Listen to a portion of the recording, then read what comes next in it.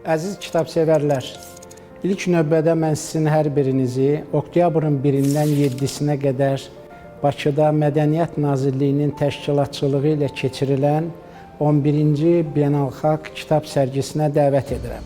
Çox maraqlı olacaq.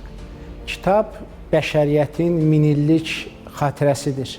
Kitab həm də mədəniyyətlərin, mənəviyyatın inkişaf xəzinəsidir.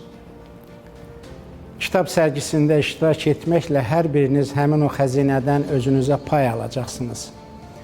Bu kitab sərgisi həm də millətlər arasında bir görüşün, bir körpünün göstəricisidir.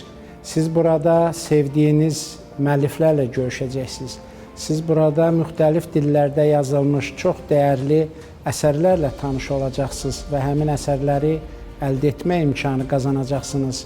Əminəm ki, bu sərgi insanlar arasında, dövlətlər arasında, cəmiyyətlər arasında ünsiyyəti gücləndirən ən böyük körpü olacaq.